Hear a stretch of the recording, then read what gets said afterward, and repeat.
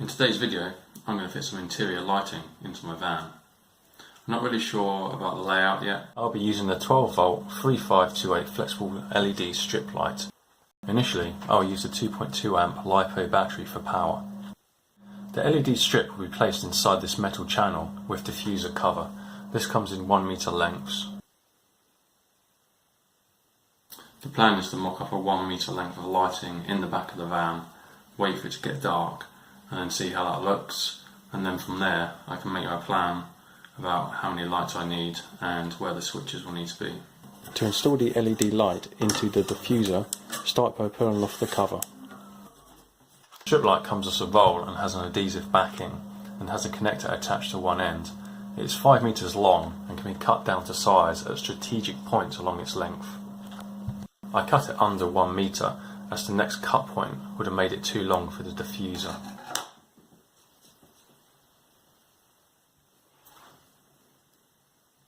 Next, start to peel off the backing and stick it into the metal channel, starting at one end and firmly apply, removing the backing as needed. Then clip the diffuser back in place.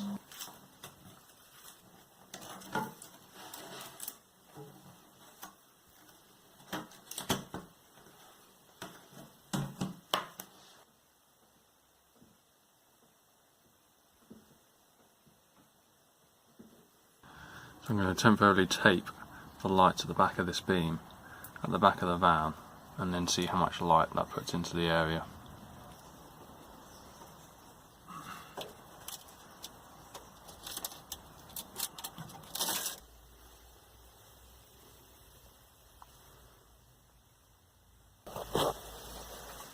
So with one light installed, I'm not sure I'm going to need another.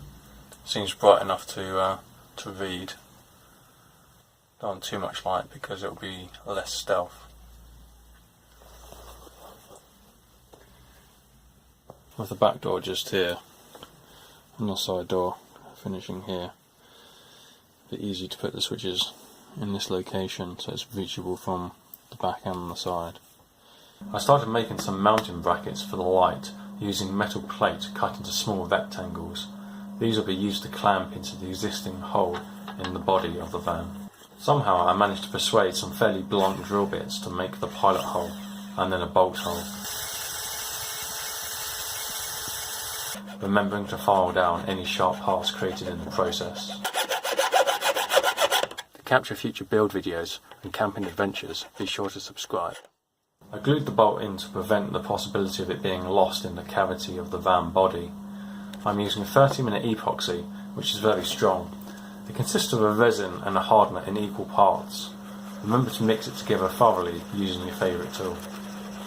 It takes a while to set in the cold, so I left the glued parts on a warm radiator for an hour.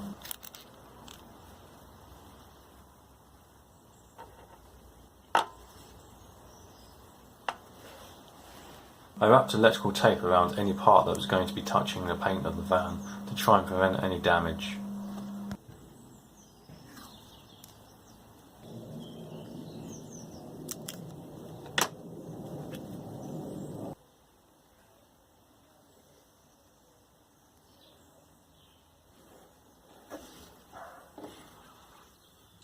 The bracket clamped in place as designed. Next, I bent some metal parts that would glue to the bracket and to the back of the diffuser to give the desired angle. When the bracket is unscrewed, one half will be permanently attached to the diffuser.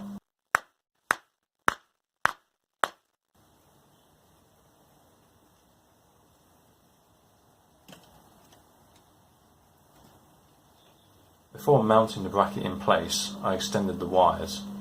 I did a simple bend in each wire and then hooked them against each other, and then relied on heat shrink to provide strength to the join. I prefer using a gas soldering iron as there is no cable to worry about and it produces a decent amount of heat.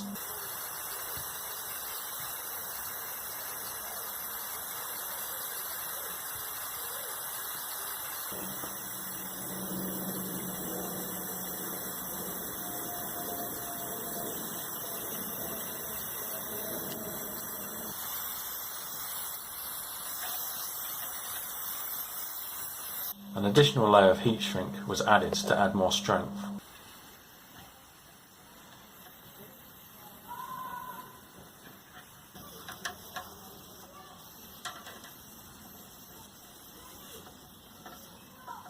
test the connection wherever possible after each new joint is made.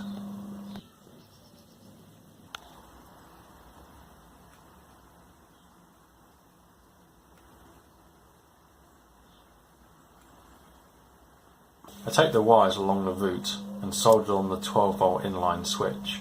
Remember that higher amp circuits will need a relay. I calculated the expected current in the circuit and got the correctly rated switches.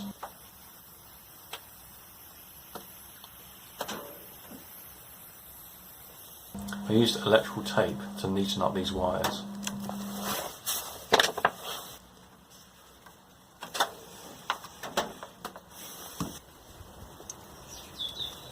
The next step is going to be to solder on the XT60 connector. I tend to melt these a lot by accident, so a tip to help is if you put the other end of the connector in, the additional metal soaks away some of the heat to stop the plastic from melting. It is important to wire in a fuse as close to the battery as possible. Here, I've put it between the battery and the switches.